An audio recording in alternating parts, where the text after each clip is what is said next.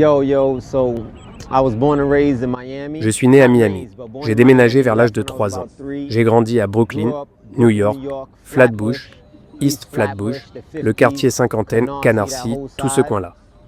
À l'époque, je jouais au basket, j'étais pas vraiment à fond dans la muscu, mais bon, avec le basket, tu fais un peu de calisthénie, traction, pompe, dips par-ci par-là. À 15-16 ans, j'ai commencé à traîner dans la rue. C'était un mauvais tournant, coups de couteau, fusillade, braquage, cambriolage.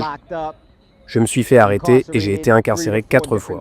J'ai passé plus de 10 ans derrière les barreaux, et là, je suis sorti de ma dernière peine, une peine fédérale. Et j'ai décidé de vraiment me mettre à fond dans la calisthénie.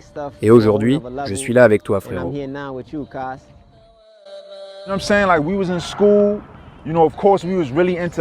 On était à l'école, on kiffait grave le basket, et puis voilà, on traînait, on faisait les fous comme tous les gosses, on voulait juste s'amuser, profiter. Et tu vois, à ce moment-là qu'on a connu Rip, mais en grandissant un peu, genre vers l'adolescence, 15-16 ans, c'est là que les choses ont commencé à changer un peu.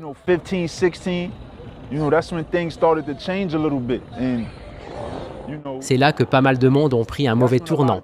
Mais c'est pas comme si Rip essayait de jouer un rôle de la sorte, mais l'environnement avait un très mauvais impact. Tout ce qui se passait autour nous affectait. T'avais 2 options. Soit t'étais un mouton, soit t'étais un ou.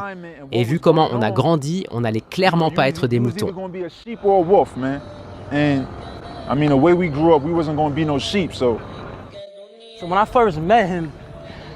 Alors, la première fois que je l'ai rencontré, c'était genre l'année dernière, je crois.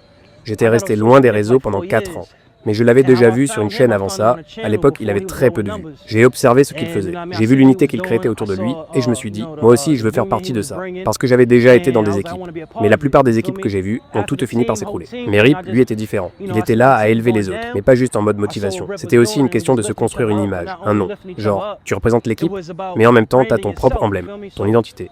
Parce qu'au final, faut que tu puisses subvenir aux besoins de ta famille. Donc voilà comment l'histoire a commencé entre nous. All of it was destined, how I see it. Last year I met Rip around July. It was at Wingate Park, and I was working out on the bleachers, and I saw Rip doing a virtual training session. Pour moi, tout ça, c'était écrit. L'année dernière, j'ai rencontré Rip vers juillet. C'était à Wingate Park, j'étais en train de m'entraîner sur les gradins et j'ai vu Rip faire une séance de coaching virtuel. Et là, j'ai décidé d'aller lui parler parce que j'avais perdu mon ripstick. On s'est présenté, on a discuté un peu. Je lui ai été racheté un ripstick direct et après ça, j'ai commencé à m'entraîner avec le ripstick sur les gradins et à faire participer les gens du coin. Et c'est marrant parce qu'une dame dans le parc m'a dit « Tu devrais vraiment faire la promo du ripstick parce que toi, tu sais le présenter comme il faut. » After that, 2 weeks later, 2 semaines plus tard, je croise Rip encore une fois, mais là c'était par pur hasard. J'étais en train de faire une livraison Uber Eats, je revenais de East New York, et j'avais l'habitude de m'arrêter à Lincoln Terrace pour faire mes séries tranquilles, genre 10 séries de distraction. Et là j'ai vu Rip, il m'a vu, et bam, c'était lancé. C'est à ce moment-là que j'ai officiellement rejoint Team Rip Wright, ici même, au parc Lincoln Terrace. Moi perso, je crois que depuis tout jeune, j'ai toujours eu ça en moi. Un jour, mon gars Smooth m'a fait remarquer un truc. Il m'a dit qu'il voyait bien comment les gens venaient naturellement vers moi. Je sais pas si je suis charismatique, un mec sociable. Même en tôle, peu importe où j'étais, la plupart des gars me respectaient. Évidemment, il y en a toujours qui t'aiment pas. C'est la vie. Tu peux pas plaire à tout le monde. Mais en général, les mecs disaient « Yo, lui, c'est un bon gars ». Je faisais rire les gens. On échangeait, on parlait de tout, on se motivait. Et je sais pas d'où ça vient, peut-être de mon père, peut-être de ma mère, peut-être aussi parce que j'ai bossé dans la vente, mais j'ai toujours eu ce contact facile avec les gens. Il y a une chose dont je suis sûr, moi, je crois en l'unité. Toutes ces histoires de diviser pour mieux régner, c'est pas mon délire. Moi, j'aime être entouré, j'aime bouger en équipe. À Brooklyn, on roule comme ça. J'aime les groupes solides, la vraie fraternité. En fin de compte, c'est pas une question de glorifier le négatif, les erreurs du passé. Parce qu'au final, ce qu'il est devenu aujourd'hui, Islam, ça efface tout le reste, ça le surpasse. C'est du positif pur.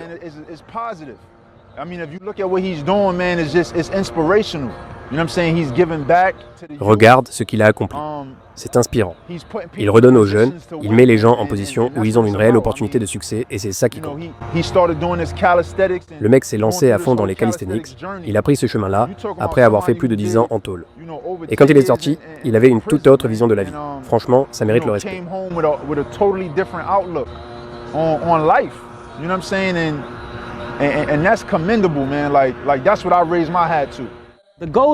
Le but, franchement, c'est que les jeunes voient ce qu'on fait ici. Au lieu de traîner sur le bloc, de jouer au dé ou de finir inculpés juste parce qu'ils étaient en compagnie du mauvais gars, on les a pas distraits, on les a redirigés. Ils sont ici avec nous, à s'entraîner, à bosser sur eux-mêmes. Et, petit à petit, ils veulent carrément changer de style de vie. Tu vois ce que je veux dire ? Parce que, au cas où tu savais pas, Rip a changé la vie de plein de gars. Des mecs qui étaient à fond dans la musique, prêts à aller à fond dans ce délire-là. Maintenant, ils sont là, avec nous, à construire du vrai. Et c'est du concret. Pas juste pour nous améliorer, mais aussi pour ouvrir une voie pour les nôtres. Moi, j'ai 2 fils, une femme, ma maison est saine. Et ça, c'est ma base, mon fondement. Je ferai tout pour les protéger. Donc je dois montrer la voie. Et c'est ce qu'on fait. On mène par l'exemple. Beaucoup pensent que Rip Wright, c'est juste des calisthéniques. Mais pour moi, c'est bien plus que ça.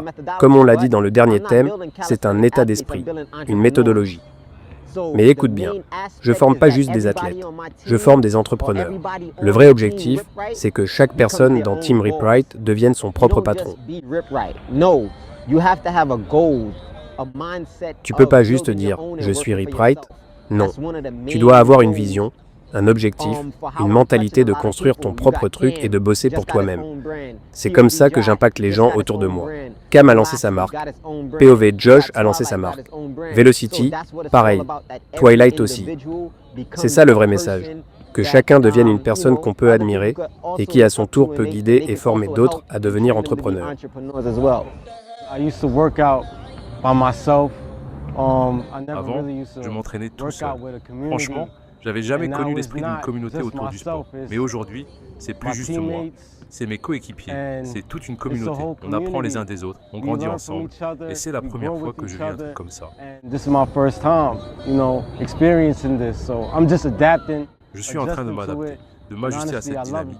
Et honnêtement, j'adore. Je les appelle mes frères et je les aime vraiment fort. Parce que sans eux, j'aurais été vraiment au fond du trou. Leur présence, c'est une bénédiction.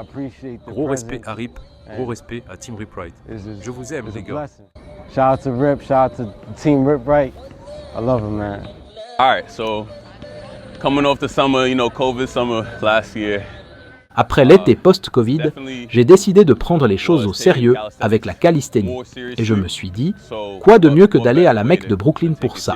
Donc, direction Lincoln Terrace Park, c'est là que Rip Wright organise ses meet-up. Tu récupères Matter les infos, tu chopes l'heure, l'endroit, et t'y vas. Moi, j'étais carrément dans le train en train de raconter à un pote ce qui allait se passer. I'm hopping on the train. I'm actually talking to my homie, telling him all that was about to go down because this is a big-ish moment. Parce que pour moi, c'était un moment important. Et dès que j'ai mis les pieds dans Lincoln Terrace, c'était fou.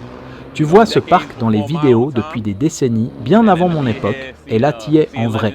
Je vois des légendes, je vois Rip Wright, je vois Young Beast. Je m'approche de Rip, je lui dis « Yo, je suis là pour le meet-up ». Il me répond direct « C'est parti ». Et bam, on enchaîne une série complète, le genre qu'il montre dans ses vidéos YouTube, les fameux Rip Wright Requirements. Et à partir de là, que du positif, de l'énergie, de l'inspiration, et une force incroyable. C'était une vibe vraiment unique. Ils te le disent dès le départ, les enfants, c'est l'avenir. Alors si tu n'essaies même pas de les sortir de la rue, qu'est-ce qui va se passer? Ils vont finir comme moi. Et il y en a plein, des gamins, 16, 17 ans, qui ont fini comme moi. Mais en pire, 25 ans à perpétuité, 30 ans à perpétuité, et ils ne rentreront jamais à la maison. Mais si je peux éviter ça, si je peux les aider à sortir de là, alors c'est la meilleure chose à faire. Et c'est pas juste de leur parler de calisthénie, c'est aussi de leur parler d'entrepreneuriat.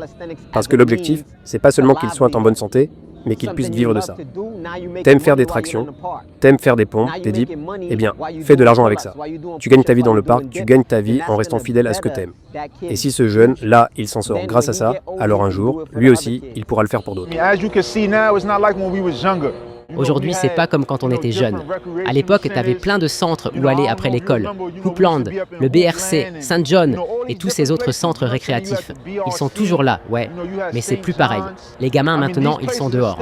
Et souvent, dehors équivaut à mauvaises influences. Il y en a beaucoup qui se perdent, qui tombent dans des histoires qui vont les bloquer à vie. Alors ce qu'on fait là, c'est une tentative de ramener l'énergie positive, de rallumer une flamme pour les jeunes, leur montrer qu'il y a une autre voie, qu'ils peuvent devenir entrepreneurs, faire les choses autrement, gagner leur vie de manière honnête et réussir sans trahir leurs valeurs. Tu peux rester vrai, être positif et quand même te faire un revenu. Grand respect à Marvin Gatlin qui a créé le ripstick et qui n'a pas vraiment voulu le développer à un autre niveau. Je n'ai pas encore eu le plaisir de le rencontrer, mais on travaille là-dessus. Donc, quand les ripsticks sont entrés en jeu, je ne savais même pas à qui ils appartenaient. La personne qui me les a présentés était un élève du créateur du stick. On a commencé à les utiliser, à les promouvoir, et j'ai vite vu l'impact qu'ils pouvaient avoir dans le monde du calisthenics. Et là, ça m'a complètement transformé.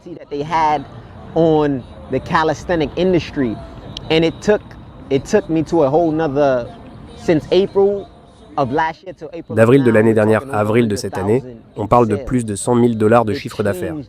Ça a changé ma vie. Ça a transformé mon corps. Ça m'a changé financièrement. Ça m'a changé à tellement de niveaux. Chaque entraînement qu'on fait avec la Team Rip Right intègre le ripstick. Et je pense sincèrement que c'est l'une des meilleures choses qui me soit arrivée après ma religion.